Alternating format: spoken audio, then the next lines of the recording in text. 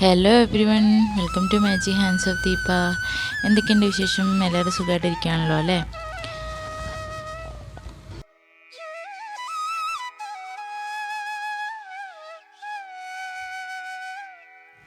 അപ്പോൾ നമുക്ക് ഇന്നത്തെ റെസിപ്പി എന്താണെന്ന് നോക്കിയാലോ. ഇന്ന് ഞാൻ ഓട്സിൻ്റെ മാഗി വെച്ചിട്ടൊരു മാഗി നൂഡിൽസ് ചെയ്യാമെന്ന് വിചാരിച്ചു. അപ്പോൾ അതിന് വേണ്ടിയിട്ടുള്ള പരിപാടിയിലാണ്.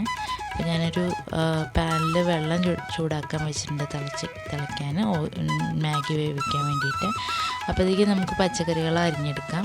അപ്പോൾ ഞാനൊരു ഒരു അത്യാവശ്യം വലിയൊരു തക്കാളി ചെറുതായിട്ട് അരിഞ്ഞെടുക്കാൻ പോവുകയാണ്.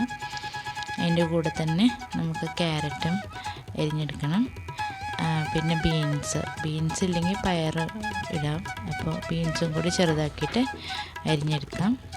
അപ്പോഴത്തേക്കും വെള്ളം തിളയ്ക്കുമ്പോൾ നമുക്ക് അതിൽ കുറച്ച് ഉപ്പിട്ട് കൊടുത്തിട്ട് നൂഡിൽസ് വേവിച്ചെടുക്കാം കേട്ടോ.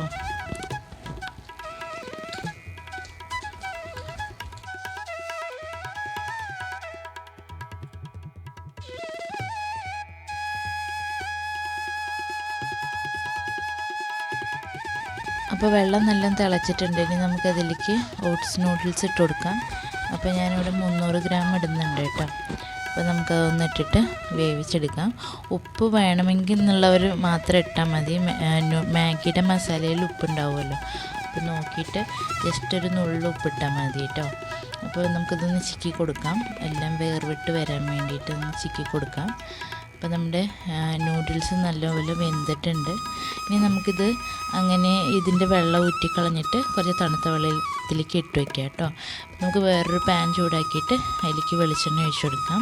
വെളിച്ചെണ്ണ നല്ല ചൂടായതിന് ശേഷം ചെറുതായിട്ട് അരിഞ്ഞ് വെച്ചിരിക്കുന്ന വെളുത്തുള്ളി ചേർത്ത് കൊടുക്കുക. വെളുത്തുള്ളി നല്ല ഗോൾഡൻ ബ്രൗൺ കളർ ആകുമ്പോൾ നമുക്ക് ചെറുതായിട്ട് അരിഞ്ഞ് വെച്ചിരിക്കുന്ന ഉള്ളി ചേർത്ത് കൊടുക്കുക കേട്ടോ. അപ്പോൾ ഒരു വലിയൊരു സൈസ് ഉള്ളിയാണ് ഞാൻ ഇവിടെ എടുത്തിരിക്കുന്നത്. അപ്പോൾ അത് നല്ലപോലെ വഴറ്റിയിട്ട് അതിൻ്റെ പച്ചമണം മാറുന്നിടം വരെ നല്ലപോലെ വഴറ്റി മുരിച്ചെടുക്കുക, ഗോൾഡൻ കളറാക്കി എടുക്കുക കേട്ടോ. ഇനി നമുക്ക് അതിലേക്ക് ബാക്കി പച്ചക്കറികളും കൂടി ചേർത്ത് കൊടുക്കാനുണ്ട്. അപ്പോൾ ഇത് ഏകദേശം നന്നായിട്ട് ആയി വരുന്നുണ്ട് കേട്ടോ. തീ ഒരു മീഡിയം ഫ്ലെയിമിൽ വെച്ചാൽ മതി, അപ്പോൾ പെട്ടെന്ന് ഉള്ളി കരിഞ്ഞ് പോകുന്നില്ല.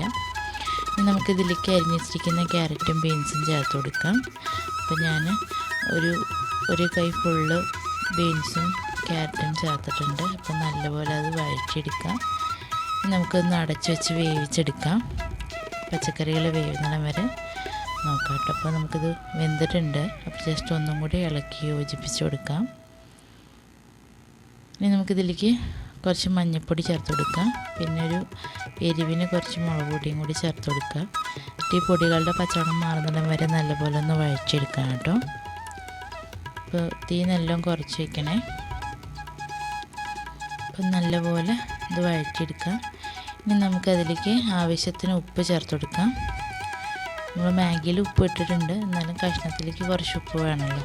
അപ്പോൾ നമുക്ക് ആവശ്യത്തിനനുസരിച്ചുള്ള ഉപ്പ് ചേർത്ത് കൊടുക്കുക. ഇനി നമുക്കിതിലേക്ക് മാഗി മസാല ചേർത്ത് കൊടുക്കാം കേട്ടോ.